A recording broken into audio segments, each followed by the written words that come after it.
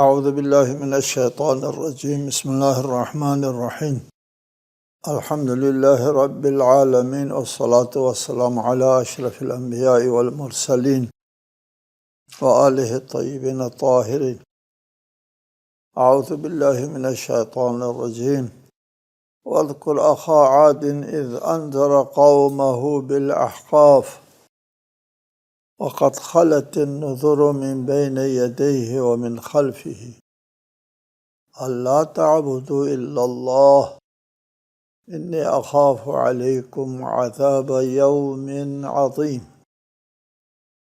سورہ احقاف آیت 21۔ عاد کے بھائی بن ہود کو یاد کیجیے جب انہوں نے احقاف کی سرزمین میں اپنی قوم کو تنبیہ کی اور ان سے پہلے اور بعد میں بھی تنبیہ کرنے والے گزر چکے ہیں کہ اللہ کے سوا کسی کی عبادت نہ کرو، مجھے تمہارے بارے میں بڑے دن کے عذاب کا خوف ہے۔ وَاذْكُرْ أَخَا عَادٍ، قوم عاد میں مبعوث ہوئے ہیں حضرت ہود۔ ہود کو اخا عاد کی برادری کا ذکر ہوا۔ اخا عاد کی برادری کا ذکر کرو۔ عاد کی برادری میں جو مبعوث ہوئے ہیں وہ حضرت ہود علیہ السلام۔ حضرت ہود کو مبعوث کیا تھا قوم عاد کی طرف۔ قوم عاد جو ہے وہ احقاف کے علاقوں میں آباد تھی۔ احقاف جو ہے وہ حقوف کی جمع ہے، ریت کے لمبے اونچے ٹیلوں کو کہتے ہیں، ریت کے ٹیلے۔ یہ صحرائی عرب کا جنوب مغربی علاقہ کو الاحقاف کہتے ہیں۔ یہاں ہزاروں سال قبل جو ہے بڑا سرسبز علاقہ لگتا ہے، بڑی آباد سرزمین تھی یہ۔ یہاں قوم عاد آباد تھی اور ان کی ایک تہذیب تھی، تمدن تھا، اور یہاں پہ کہتے ہیں کہ بعد میں یہ علاقہ جو ہے وہ غیر آباد ہو گیا، یہاں ریت آ کر کے ان کے ٹیلے بن گئے۔ کہتے ہیں احقاف کی ریت جو ہے اتنی باریک ہے کہ اس میں کوئی چیز پھنس جائے تو وہ بچتی نہیں ہے۔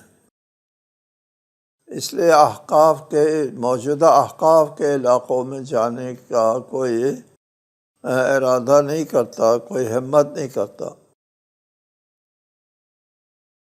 اور یہ بھی ایک روایت ہے کہ احقاف کی سرزمین جو ہے وہ وادی برہوت ہے نا۔ ہمارے احادیث میں مومنین جو ہے وہ وادی السلام میں، مومنین کی ارواح وادی السلام میں ہوتے ہیں،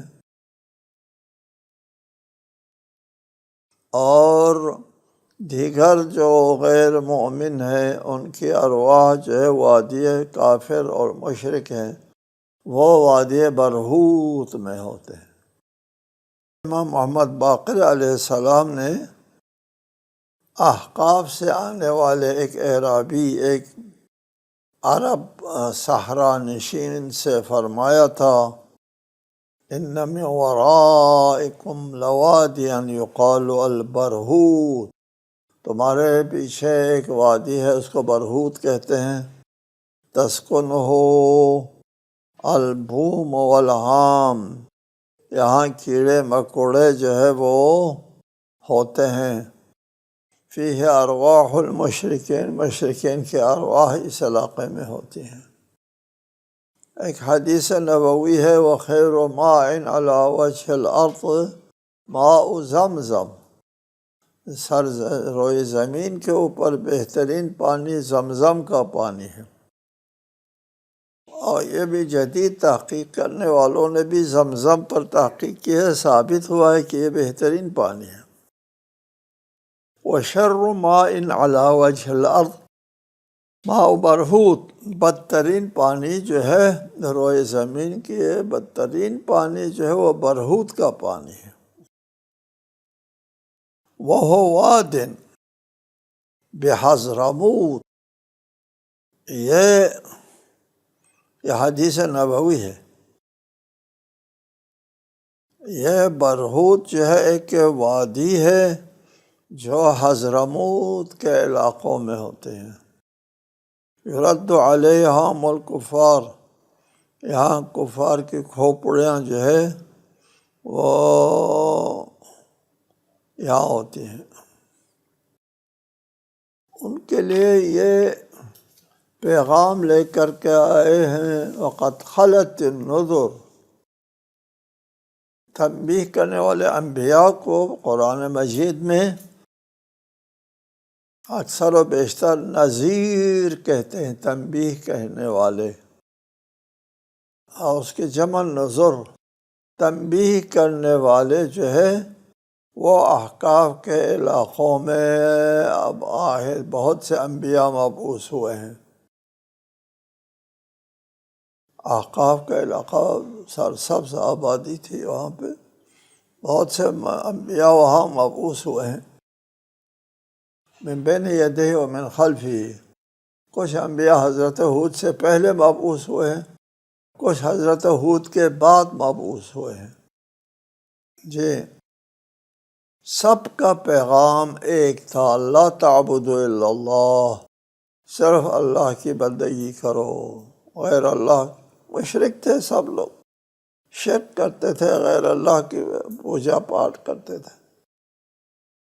تو ان سے تمام انبیاء نے کہا کہ اللہ کی عبادت کرو۔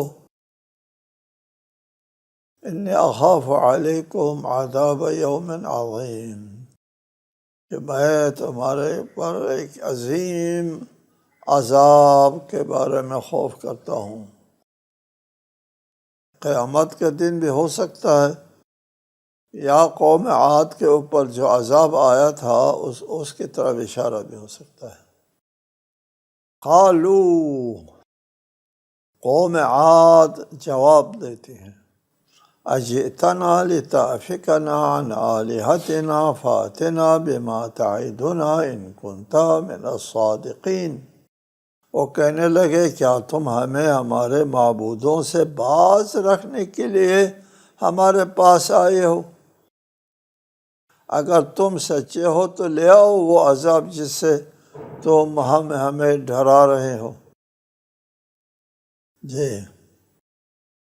ہود کی قوم کا وہی جواب تھا جو ہر قوم نے اپنے اپنے نبی کو دیا ہے، کہ ہم اپنے معبودوں کو نہیں چھوڑ سکتے۔ آپ کو بتایا کہ مشرکین جو ہے وہ غیر اللہ کی عبادت کرتے تھے۔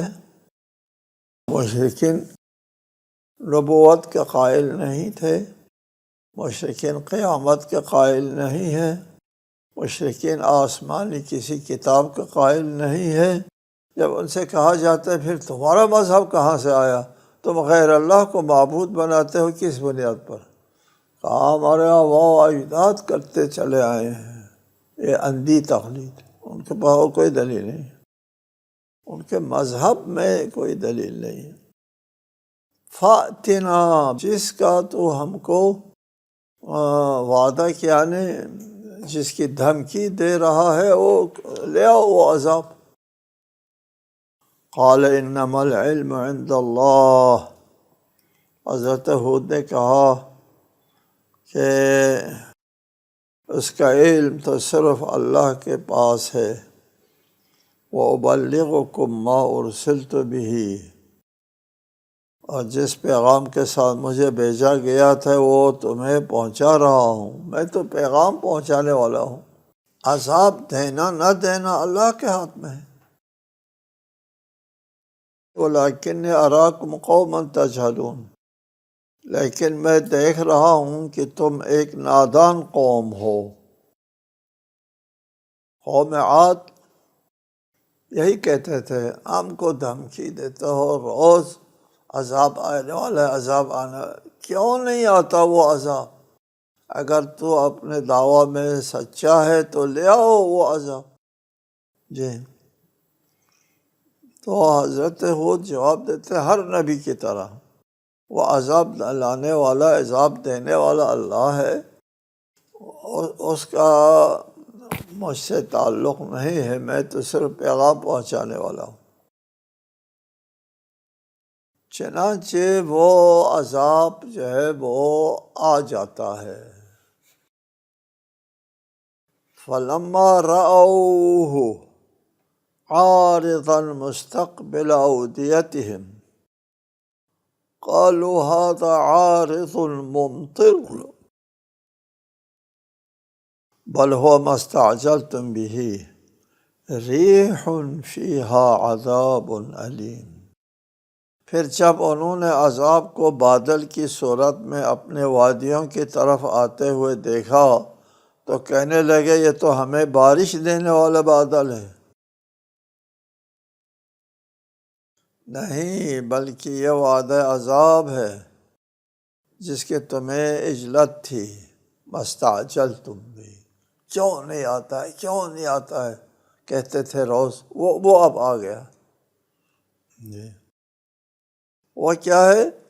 یعنی آندھی، ریح، وہ آندھی ہے جس میں ایک دردناک عذاب ہے۔ چنانچہ وہ عذاب کا وقت آ جاتا ہے۔ وہ عذاب جو ہے وہ ایک سیاہ بادل کی شکل میں آسمان میں نمودار ہوتا ہے۔ تو اس بادل کو دیکھ کر کے وہاں خشکسالی سی تھی، وہ خوش ہوتے ہیں کہ آپ بہت بہت بارش برسنے والی ہے۔ عارض ممطرنا، یہ بادل ہے، بارش دینے والا بادل ہے، بہت خوش ہوتے ہیں۔ بلکہ یہ بادل جو ہے بارش برسانے والا نہیں ہے، یہ وہ عذاب ہے جس کے تم کو جلدی تھی۔ روز کہتے تھے کہ وہ عذاب آئے گا، اور اب آ رہا ہے۔ ریح فیہا عذاب علیم، یہ بادل وہ طوفان لے کے آ رہا ہے جس میں تمہاری تباہی اور نابودی ہے۔ چنانچہ وہ بادل جو ہے ان کے سروں پر آتا ہے اور ایک آندھی جو ہے وہ چل پڑتی ہے، اور سب جو ہے اس سے مر جاتے ہیں، تباہ ہو جاتے ہیں۔ یہ آندھی جو ہے تُدَمِّرُ كُلَّ شَيْءٍ بِأَمْرِ رَبِّهَا فَأَصْبَحُوا لَا يُرَىٰ إِلَّا مَسَاكِنُهُمْ كَذَلِكَ نَجْزِي الْقَوْمَ الْمُجْرِمِينَ۔ یہ آندھی جو ہے اپنے رب کے حکم سے ہر چیز کو تباہ کر دے گی۔ پھر وہ ایسے ہو گئے کہ ان کے گھروں کے سوا کچھ دکھائی نہیں دیتا تھا۔ مجرم قوم کو ہم اس طرح سزا دیا کرتے ہیں۔ تدمر، تدمیر تباہ کرنے کو کہتے ہیں۔ یہ طوفان ہر چیز کو تباہ کرنے والا ہے۔ یہاں ہر چیز سے مراد ہر وہ چیز جو انسان کو بچانے اور زندہ رکھنے کے لیے ضروری ہے۔ یہ ہوا چند دن جاری رہی، چنانچہ سورہ حاقہ میں سخرها علیہم 7 لیال و8 ایام، یہ آندھی جو ہے وہ مسخر رہی ان کے اوپر 7 راتیں اور 8 دن۔ مسلسل، وہ سب مر گئے، تباہ ہو گئے، صرف گھر بچ گئے۔ یہ وہ جو آندھی جو چلی ہے اور اس کے پڑوس میں وہ ہے ریت، وہ آندھی جو ہے وہ ریت کو اڑا کر کے ان کی آبادی کی طرف لے آیا ہوگا اور ان کو ریت کے اندر دفن کر دیا ہوگا۔ یہ 8 دن 7 راتیں یہ وَلَقَدْ مَكَّنَّاهُمْ فِي مَاءٍ مَكَّنَّاكُمْ فِيهِ وَجَعَلْنَا لَهُمْ سَمْعًا وَأَبْصَارًا وَأَفْئِدَةً فَمَا أَغْنَى عَنْهُمْ سَمْعُهُمْ وَلَا أَبْصَارُهُمْ وَلَا أَفْئِدَتُهُمْ مِنْ شَيْءٍ إِذْ كَانُوا يَجْحَدُونَ بِآيَاتِ اللَّهِ وَحَاقَ بِهِمْ مَا كَانُوا بِهِ يَسْتَهْزِئُونَ۔ اور ہم نے انہیں وہ قدرت دی جو قدرت ہم نے تم لوگوں کو نہیں دی، یعنی مکہ والوں کے لیے خطاب ہے۔ تم کو وہ قدرت نہیں دی جو ہم نے احقاف والوں کو قدرت دی تھی، اور ہم نے انہیں سماعت اور بصارت اور قلب عطا کیے، تو جب انہوں نے اللہ کی آیات کا انکار کیا تو نہ ان کی سماعت نے انہیں کوئی فائدہ دیا اور نہ ہی ان کی بصارت نے، نہ ان کے قلوب نے، اور جس چیز کا وہ مذاق اڑاتے تھے وہ اسی چیز کے نرغے میں آ گئے۔ وحاق بہم ما كانوا به يستهزئون۔ وَلَقَدْ مَكَّنَّاهُمْ، اہل مکہ سے خطاب ہے، ہم نے احقاف والوں کو وہ قدرت دی۔ کہتے ہیں نا وہ سرزمین، سرسب سرزمین، شاداب سرزمین، وہ ایک تمدن اور تہذیب کے مالک تھے۔ وَلَقَدْ مَكَّنَّاهُمْ، ہم نے ان کو قدرت دی، تمکین، قدرت اور طاقت عنایت کی۔ فِي مَاءٍ مَكَّنَّاكُمْ فِيهِ، تم کو وہ طاقت نہیں دی۔ مکہ میں کوئی تہذیب، کوئی تمدن، کوئی بہتر زندگی نہیں تھی۔ مکی زندگی کے بارے میں جناب زہرا سلام اللہ علیہا کا جو خطبہ ہے قابل مطالعہ ہے۔ سانپوں کے ساتھ سوتے تھے، گھتلا پانی پیتے تھے، میرے بابا نے تم کو زندگی دی۔ سبحان اللہ، وہ خطبہ فدق اس کا مطالعہ کرو۔ جناب سیدہ نے کس فصاحت اور بلاغت کے ساتھ مکہ والوں کی جو ہے وہ حقیقت بیان کی ہے، حیثیت بیان کی۔ تمہاری کیا حیثیت تھی؟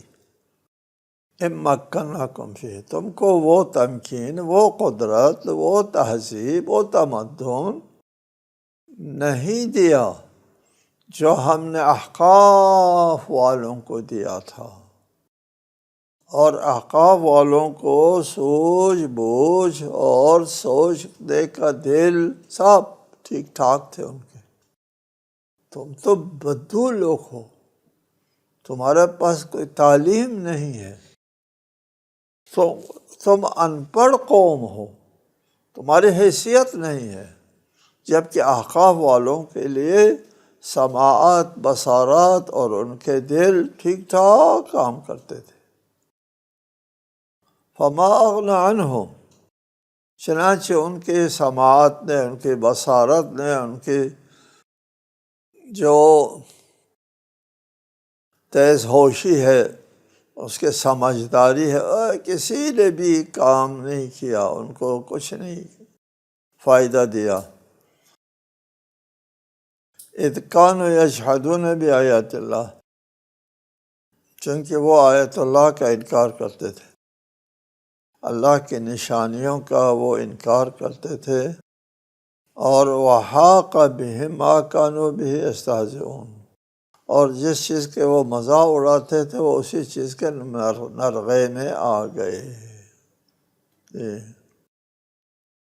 اس آیت سے پتہ چلتا ہے کہ جب باطل نظریہ لوگوں کے دلوں میں بیٹھ جاتا ہے تو پھر عقل جو ہے وہ ماند پڑ جاتے ہیں، عقل کام نہیں کرتے۔ وَلَقَدْ أَهْلَكْنَا مَا حَوْلَكُمْ مِنَ الْقُرَىٰ وَصَرَّفْنَا الْآيَاتِ لَعَلَّهُمْ يَرْجِعُونَ، اور ہم نے تمہارے گرد و پیش کی بستیوں کو تباہ کر دیا۔ مکہ والوں سے کہتے تمہارے گرد و پیش کی، اور ہم نے اپنی نشانیوں کو بار بار ظاہر کیا تاکہ وہ باز آ جائیں۔ مکہ والوں کے گرد و پیش میں یہی احقاف کی سرزمین، مکہ سے کوئی زیادہ دور نہیں، اور اس میں بہت سی بستیاں تھیں، اور ان بستیوں کا علم اہل مکہ کو بھی تھا، اور ان کے بارے میں اللہ ارشاد فرماتے ہیں ہم نے تمہارے گرد و پیش میں جو موجود بستیاں ہیں ان کو ہلاکت میں ڈال دیا، تباہ کر دیا، ان کے نافرمانی کی وجہ سے، ان کی کفر و الحاد کی وجہ سے۔ یہاں پہ کچھ لوگوں نے ایک نظریہ دیا ہے جو اس کا ہم نے تفسیر میں ذکر کیا ہے، یہاں قابل ذکر نظریہ نہیں ہے۔ وہ کہتے ہیں تمہارے گرد و پیش بستیاں سے مراد یہ ستارے مشتری، زحل وغیرہ ہے، یہاں بستیاں تھیں اور ان کو تباہ کر دیا۔ یہ قابل ذکر نظریہ نہیں، ان کو اس کے ماحول بستی نہیں کہتے ان کو، اور ان کے تباہی سے زمین والوں کے لیے کوئی عبرت ہوئی ہے، اور پتہ ہی نہیں زمین والوں کو کیسے عبرت ہے، یہ قابل ذکر نظریہ نہیں ہے۔ فَلَوْلَا نَصَرَهُمُ الَّذِينَ اتَّخَذُوا مِن دُونِ اللَّهِ قُرْبَانًا آلِهَةً بَلْ ضَلُّوا عَنْهُمْ وَذَلِكَ إِفْكُهُمْ وَمَا كَانُوا يَفْتَرُونَ، بس انہوں نے قرب الہی کے لیے اللہ کے سوا جنہیں اپنا معبود بنا لیا تھا، انہوں نے ان کی مدد کیوں نہ کی، بلکہ وہ تو ان سے غائب ہو گئے، اور یہ ان کا جھوٹ تھا اور وہ بہتان جو وہ گھڑتے تھے۔ جب ان کے اوپر عذاب آیا اور ان کو تباہ کر دیا، ایک ہفتہ یا پورا جو ہے وہ عذاب ان کے اوپر لگا رہا، کوئی تمہارا معبود جو ہے ان کے فریاد کو نہیں پہنچتا ہے۔ فلولا نصرہم، انہیں کیوں ان کی مدد نہیں کی۔ ایک بات قابل توجہ یہ ہے کہ مشرکین کا عقیدہ کیا تھا۔ مشرکین جو انبیاء کے مقابلے میں آئے ہیں اور جن کا مقابلہ کیا انبیاء نے، اور جن کے بارے میں ہم کہتے ہیں علی علیہ السلام وقاتل المشرکین، مشرکین کو تہ تہ کرنے والا علی ہے۔ کس قسم کے مشرکین کو تہ تہ کیا؟ وہ کہتے کیا تھے؟ وہ یہ کہتے تھے کہ اللہ تو ہمارا خالق ہے، اللہ ہمارا رازق نہیں ہے، اللہ ہماری قسمت کا فیصلہ نہیں کرتا ہے، ہماری تقدیر، ہماری قسمت کا فیصلہ کرنے والے ہمارے یہ ارباب ہے، ارباب کے پاس ہم جاتے ہیں تاکہ یہ ارباب ہم کو اللہ سے لے کر کے دے دیں۔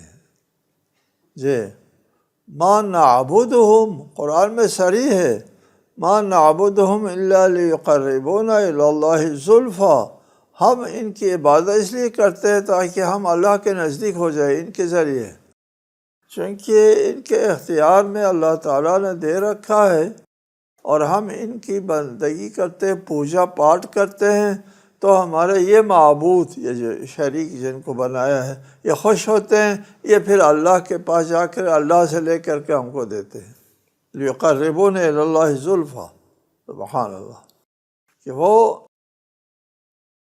ذالک افکہم، یہ ان مشرکین کا یہ واہمہ ہے، جھوٹ ہے، بہتان ہے، یہ وما کانوا یفترون، یہ جو اللہ کی طرف یہ جو افطرا باندھتے ہیں،